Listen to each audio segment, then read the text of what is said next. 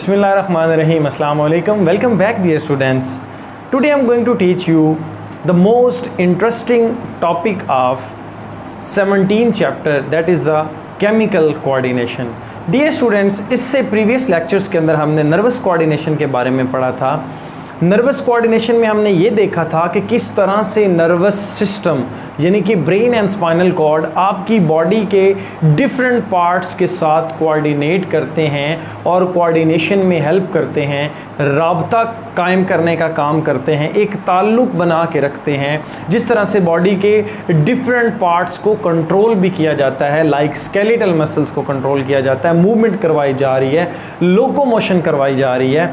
ये सारा किसकी वजह से था? नर्वस कोऑर्डिनेशन की वजह से था. लेकिन जो आज का हमारा टॉपिक है, इसके अंदर हमने केमिकल कोऑर्डिनेशन के बारे में पढ़ना है कि how chemicals take part in the coordination of humans, कि केमिकल किस तरह से कोऑर्डिनेशन इंसानों के अंदर करवा रहे हैं. तो डियर स्टूडेंट्स, सबसे पहले हमें पता होना चाहिए कि ये जो केमिकल कोऑर्डिनेशन है, बेसिकली ये कौन सा सिस्टम करवा रहा होता है हमारी बॉडी के अंदर, दैट इज़ एंडोक्राइन सिस्टम. अगर हम एंडोक्राइन सिस्टम की बात करें तो हम कहते हैं it is a system which is made up of specific tissues and glands. वो टिश्यू जो क्या करते हैं, स्पेसिफिक केमिकल्स को सिक्रीट करते हैं, वो आपके पास क्या कहलाते हैं? हार्मोन्स कहलाते हैं. तो हम कहते हैं endocrine system is a ductless. इसके पास अपनी डक्ट्स नहीं होती, अपनी नालियाँ नहीं होती, बल्कि ये किस चीज़ को यूज़ करता है? इट यूजेस ब्लड कैपिलरीज और we can say blood vessels.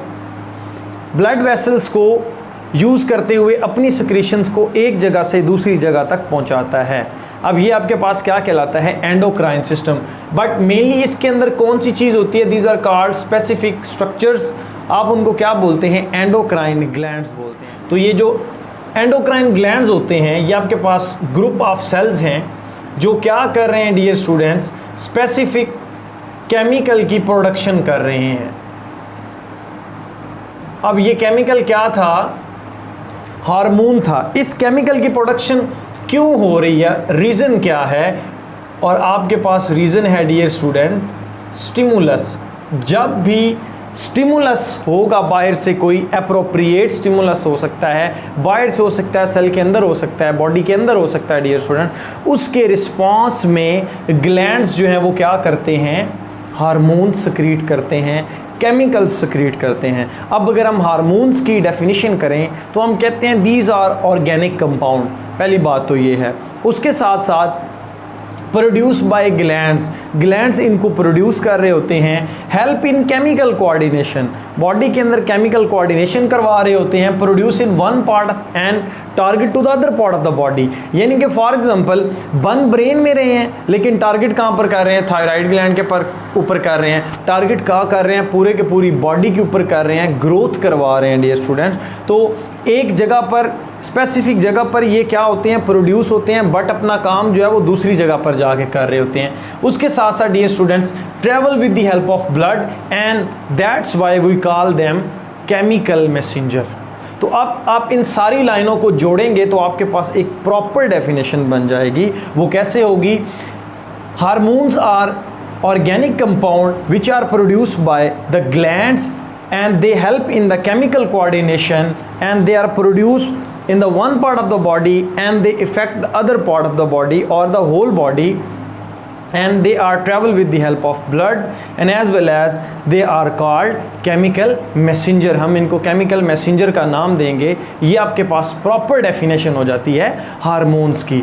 अब डियर स्टूडेंट्स, हार्मोन्स के जो मैकेनिज्म ऑफ एक्शन कैसे होता है वो हम बारी बारी जब भी कोई ग्लैंड पढ़ेंगे उसके अंदर हम इंशाल्लाह बारी बारी डिस्कस कर लेंगे कि कैसे ये प्रोड्यूस होते हैं, कैसे स्टिमुलस आएगा और किस तरह से ये अपना इफ़ेक्ट शो करेंगे बॉडी के ऊपर. बट अभी हम इनकी केमिकल नेचर के बारे में बात करेंगे. तो डियर स्टूडेंट, सबसे पहले हमारे पास जो हार्मोन्स होते हैं वो प्रोटीन इन नेचर होते हैं, as well as amino acid in nature होते हैं एंड देयर डेरिवेटिव्स. उसके साथ साथ हमारे पास पॉलीपेप्टाइड्स की फॉर्म में भी हो सकते हैं and as well as steroid form के अंदर भी हो सकते हैं. तो जो प्रोटीन में हैं वो आपके पास बेसिकली कौन कौन से हैं?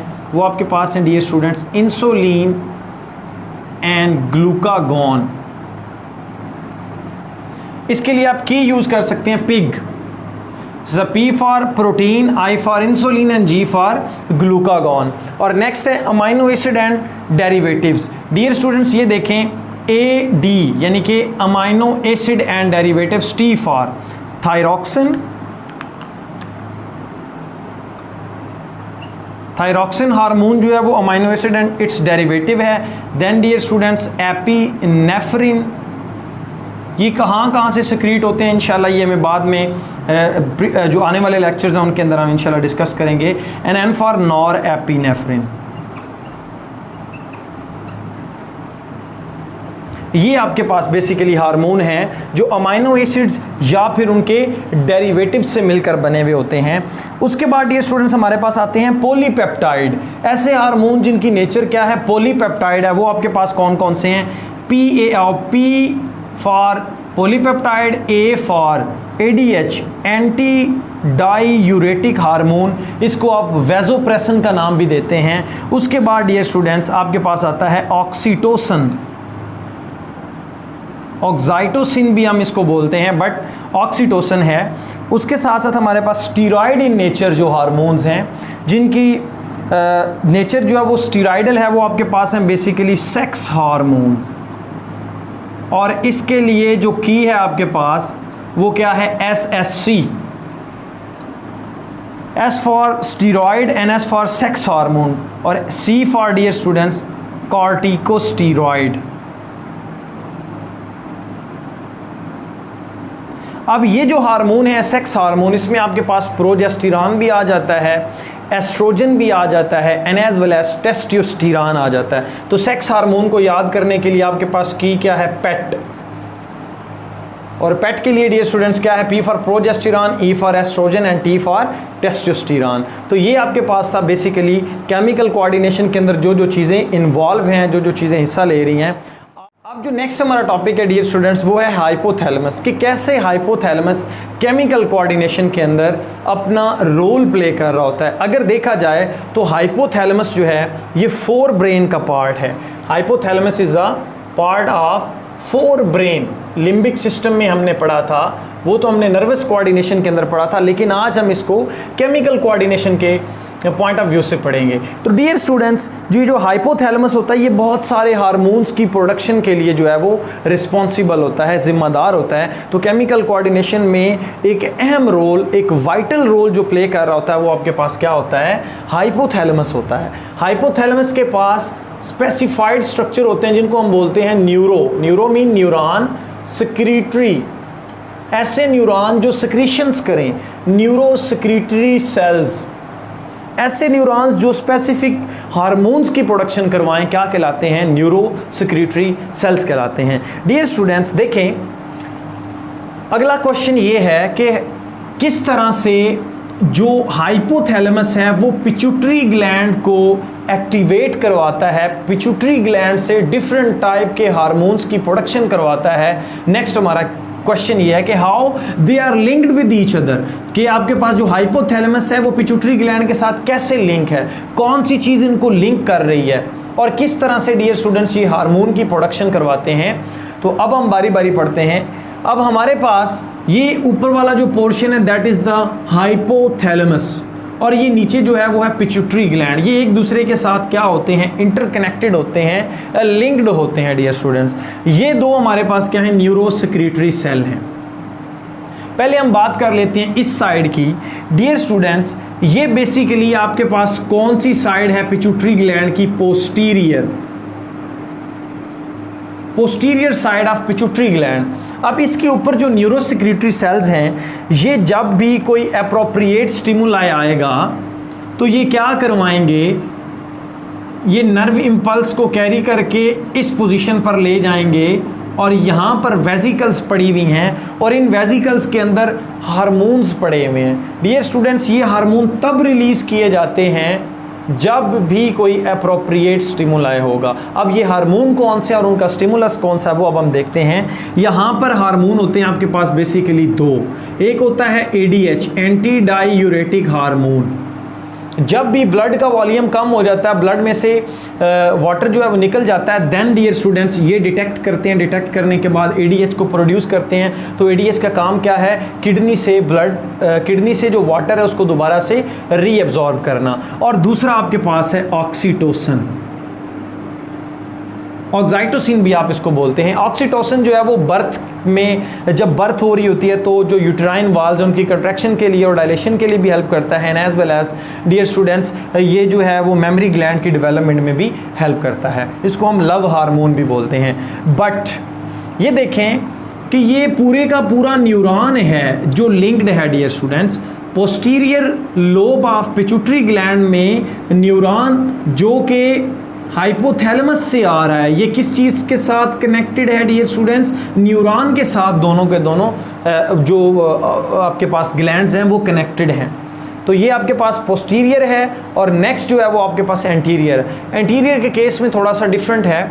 एंटीरियर में ये जो आपके पास न्यूरोसेक्रेटरी सेल्स हैं ये अपनी सिक्रीशंस ये ब्लड कैपिलरीज को दे देते हैं, ब्लड वेसल्स को दे देते हैं। तो डियर स्टूडेंट्स ब्लड वेसल्स के थ्रू ये किधर आते हैं, एंटीरियर लोब ऑफ पिट्यूटरी के अंदर आते हैं। तो ये हमारे पास कौन सा लोब है, एंटीरियर लोब। अब ये जो स्पेसिफिक सेल्स हैं न्यूरोसेक्रेटरी सेल्स डियर स्टूडेंट्स, ये क्या करते हैं, ये बहुत सारे रिलीजिंग फैक्टर्स को रिलीज़ करवाते हैं जिनका काम क्या होता है, आगे पिट्यूटरी ग्लैंड से हार्मोन्स की सिक्रीशंस को निकलवाना या हार्मोन की सिक्रीशंस करवाना। तो ये कौन कौन से हैं, ये देखें, ये सेल जो है बड़ा खुश है यहाँ पर, ये कौन कौन से रिलीजिंग फैक्टर रिलीज़ कर रहा होता है। तो पहले आपके पास है dear student somatotrophic releasing factor, उसके साथ साथ dear students thyrotropin releasing factor, उसके बाद आपके पास कॉर्टिकोट्रोपिक रिलीजिंग फैक्टर और लास्ट पे आपके पास गोनेडोट्रोपिक रिलीजिंग फैक्टर्स। ये फैक्टर्स रिलीज करता है कौन, हाइपोथैलेमस रिलीज करेगा और ये किसको भेजेगा, इन डक्ट्स के थ्रू, ब्लड वेसल्स के थ्रू, क्योंकि इसके पास अपनी डक्ट्स नहीं होती, ब्लड वेसल्स के थ्रू डियर स्टूडेंट्स ये किसके पास भेजेगा, anterior lobe of pituitary gland, pituitary gland की एंटीरियर लोब के पास भेजेगा, जहाँ से ये क्या करता है, स्पेसिफिक सेल्स होते हैं जिनको स्टिमुलेट करवाता है और उनके लिए स्टिमुलस का काम करता है, जो फिर क्या प्रोड्यूस करेंगे, सोमैटोट्रोपिन हार्मोन प्रोड्यूस करेंगे, थायराइड स्टिमुलेटिंग हार्मोन प्रोड्यूस करेंगे, ACTH यानी कि एड्रीनो कार्टिको ट्रॉपिक हार्मोन प्रोड्यूस करेंगे एंड गोनेडोट्रोपिन हार्मोन प्रोड्यूस करेंगे। अब ये जो है गोनेडोट्रोपिक हार्मोन, इसमें आपके पास FSH follicle stimulating hormone and LH luteinizing hormone जो हैं वो डियर स्टूडेंट्स इंक्लूडेड होते हैं। अब याद रखें ये जितने भी हार्मोन्स के नाम मैंने बताए आपको, ये आगे वाले लेक्चर्स के अंदर हम इंशाल्लाह इनको पढ़ेंगे, अभी तक आपने सिर्फ इनके नाम याद रखने हैं। तो ये था आज का lecture dear students. Stay connected, stay blessed, thank you and अल्लाह हाफिज़।